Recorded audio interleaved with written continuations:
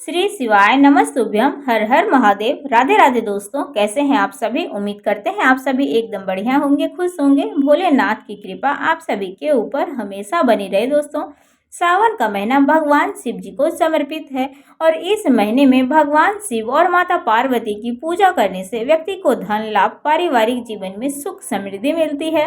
सावन महीने के व्रत करने से व्यक्ति की इच्छा भी पूरी होती है और व्यक्ति इस जन्म के सभी सुखों को भोगकर अंत में उन्हें शिव धाम में वास मिलता है। तो दोस्तों, पहले अध्याय के वर्णन में था एक तुच्छ प्राणी, मैं करोड़ों जन्मों में भी आपके प्रभाव का वर्णन नहीं कर सकता हूँ, अतः आप मेरे ऊपर कृपा करके मेरे प्रश्नों के उत्तर बताएं।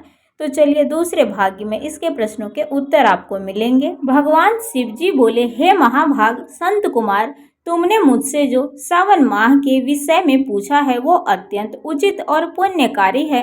तुम्हारी भक्ति, विनम्रता और श्रद्धा को देखकर मैं बहुत ही प्रसन्न हूँ। तुम्हारे मन में कोई द्वेष नहीं है, इसी कारण तुम सबके प्रिय भी हो। मैंने तुम्हारे पिता ब्रह्मा जी का एक मस्तक काटा था, फिर भी तुमने मुझसे कोई बैर नहीं रखा, यही तुम्हारी महानता है। इसलिए मैं तुम्हें सावन मास का पूरा महात्म्य सुनाऊंगा, ध्यान लगाकर सुनो। हे योगियों में श्रेष्ठ, मनुष्य को चाहिए कि श्रावण मास में नियमित पूर्वक व्रत करे, विशेष रूप से नक्त व्रत, दिन में उपवास, रात को भोजन करे और रुद्राभिषेक करे। जो वस्तु मन को प्रिय है उनका वो त्याग कर दे। फल, फूल, बेलपत्र आदि से शिव जी का पूजन करें। इस मास में 1 करोड़ शिवलिंग बनाकर उनकी पूजा करना और ब्राह्मणों को भोजन कराना अत्यंत पुण्यदायक है। पूरे महीने फलाहार, उपवास और धरती पर शयन करने से पुण्य कई गुना बढ़ता है। श्रावण मास में पंचामृत से अभिषेक करना विशेष फलदायी है। जो भी शुभ कर्म इस माह में होता है वह अनंत गुना फल देता है। इस माह में झूठ, हिंसा, व्यर्थ बातों से बचना चाहिए। पत्ते पर भोजन करना, शाकाहारी भोजन करना और शाक का त्याग करना भी उत्तम माना गया है। भक्त को चाहिए इस मास में प्रतिदिन भोर में स्नान करके शिव जी का पूजन करें। इस महीने में किया गया मंत्र जप, रुद्राक्ष जप, गायत्री जप या वेद पाठ निश्चित रूप से सिद्धि प्रदान करता है। पुरुष सूक्त का पाठ विशेष फल देता है। गृह यज्ञ, कोटि होम, लक्ष्य होम आदि यज्ञ इस मास में शीघ्र फल देते हैं। हे मुनिवर, जो सावन मास में एक दिन भी व्रत नहीं करता उसे नरक में कष्ट भोगना पड़ता है। सावन मास कामनाओं को पूरा करने वाला और मोक्ष देने वाला महीना है। भगवान शिव जी ने आगे बताया, इस मास में सप्ताह के हर दिन के अनुसार अलग अलग व्रत बताए गए हैं। रविवार को सूर्य व्रत करें, सोमवार को शिव जी पूजन करें और नक्त व्रत करें।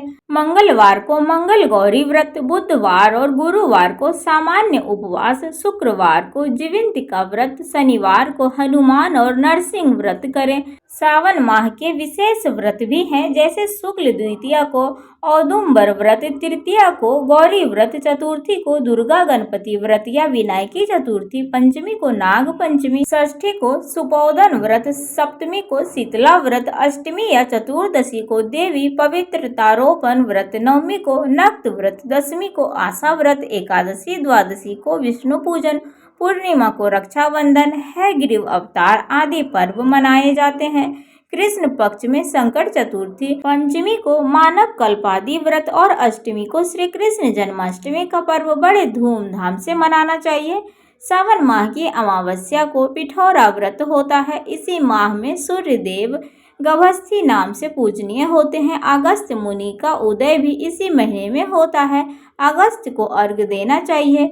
श्रावण माह में शाक का, भाद्रपद में दही का, आश्विन में दूध का और कार्तिक में दाल का त्याग करना चाहिए।